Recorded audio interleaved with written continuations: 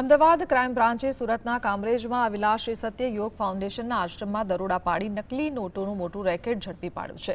આશ્રમની આડમાં ચાલતા ગોરખ ધંધામાં પોલીસે આશ્રમના ગુરુ પ્રદીપજીની ધરપકડ કરી છે। દરોડા દરમિયાન નકલી નોટો છાપવાના મશીનો, સાધનો અને અનેક શંકાસ્પદ દસ્તાવેજો કબજે કરવામાં આવ્યા છે।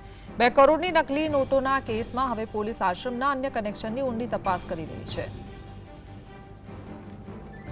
બટની મેં મૌખિક ફરિયાદ સાહેબને કરેલી હતી, કામરેજ પીઆઈ સાહેબને। શું ફરિયાદ કરેલી કે આ છોકરીઓ રાતના એક્ટિવા લઈને રાતના 1:30-2 વાગે નીકળે અહીંથી અને કાલે અમારા કોઈ ગામડાના કોઈ નિર્દોષ માણસનું નામ આવી જાય છેડતીમાં, એ બાબતે મેં સાહેબને સજાગ કરેલા હતા। એટલે એવું તમને લાગતું હતું કે અહીંયા ગાડી પ્રવૃત્તિ કઈ ચાલતી હતી? હવે હજુ પણ બધી છોકરીઓ જ આવે છે, બધી 18 થી 25 થી 30 વર્ષની બધી છોકરીઓ જ અહીંયા ગાડી આવે છે। સંવાદદાતા શાહિદ જોડા છે। શાહિદ, શું જાણકારી?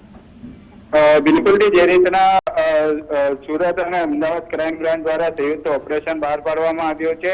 અમદાવાદી વિસ્તારમાં પાડ્યા હતા પોલીસે દરોડા અને નકલી નોટો પકડવા મામલેને લઈને મોટો ખુલાસો થયો છે। સત્યમ હોમ ફાઉન્ડેશનની ગાડીમાં હેરાફેરી થતી હતી અને નોટોની સપ્લાય માટે આયુષ મંત્રાલયના નામનો ઉલ્લેખ જે છે તે કરવામાં આવ્યો છે। 500ના દરની 40,000થી વધુ નકલી નોટો જપ્ત કરવામાં આવી છે। ગવર્મેન્ટ ઓફ ઇન્ડિયા લખેલી ગાડીમાં હેરાફેરી થઈ હોવાનું સામે આવ્યું હતું। ક્રાઇમ બ્રાન્ચે અમદાવાદ અને સુરતમાં કાર્યવાહી જે છે તે કરવામાં આવી છે। અમદાવાદમાં 2.10 કરોડની નકલી નોટો અને સુરતમાં 80 લાખની નોટો જે છે તે કબજે કરી છે। ક્રાઇમ બ્રાન્ચે મહિલા સહિત 6 લોકોની ધરપકડ કરી હોવાની અત્યારે માહિતી જે છે તે હાલ સામે આવી રહી છે। જે રીતના જે આરોપીઓની પણ પોલીસે અટકાયત કરી છે તેને લઈને તપાસના ધમધમ।